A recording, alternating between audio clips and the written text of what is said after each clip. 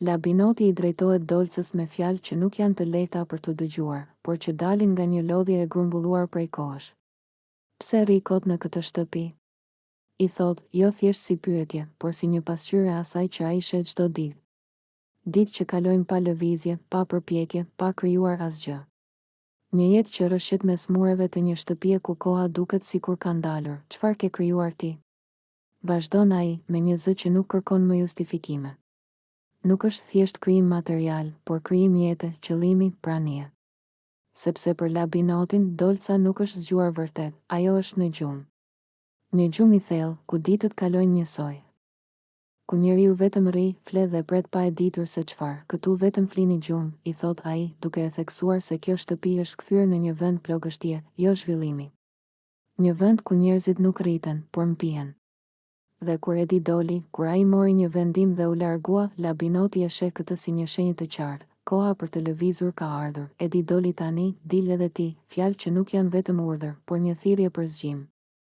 Liro vendin, sepse të qëndrosh pa dhënë asgjë, pa u përpjekur, është si t'i zësh vendin dikujt tjetër që mund të bëjë diçka më shumë. Për Labinotin, kjo nuk është padrejtësi, por realitet. Ti je në gjumë dimror, përfundon ai. Një krahasim i fortë që tregon një njeri të ngrirë në kohë, pa reagim, pa dëshirë, pa zjarr brenda vetes.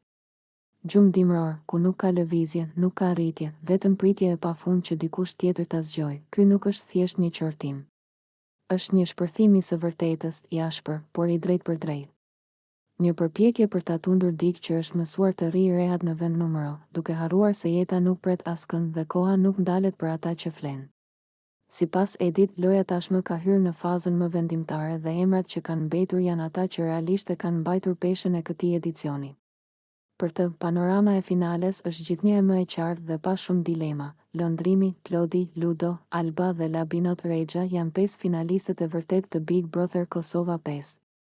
Sipas Edit, këta banor kanë treguar qëndrueshmëri, karakter dhe ndikim të fortë në lojë, duke i mbijetuar presionit, konflikteve dhe nominimeve të forta. Lëndrimi shihet si një lojtar strategjik, i qetë dhe i zgjuar, që ka ditur të luajë në hije, por me ndikim të fortë. Ai nuk ka qenë gjithmonë në qendër të zhurmës, por ka ditur të pozicionohet saktë në momentet kyçe. Klodi, nga ana tjetër, ka qenë një figurë që ka ndarë opinionin publik, por sipas Edit, ai është një banor që ka ditur të mbijetojë mes presioneve dhe të luajë fort psikologjikisht. Ludo është parë si një lojtar i drejt për drejt, që flet hapur dhe nuk i shmanget për plasjeve.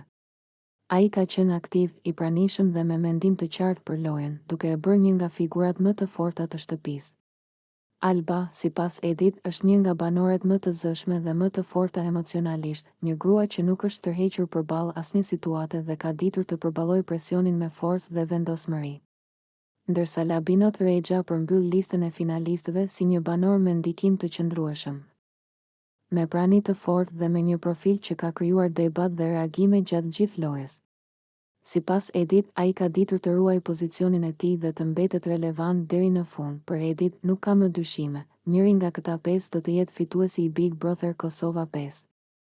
Loja tashmë nuk është më për mbijetesë, por për detaje, për mënyrën se si secili do të menaxhojë javët e fundit, emocionet, publikut dhe presionin e finales. Çdo gabim mund të kushtojë dhe çdo qëndrim i matur mund të shpërblehet. Sipas tij, publiku tashmë po zgjedh mes këtyre 5 profileve të forta, dhe fitoria do t'i takojë atij ose asaj që ka ditur.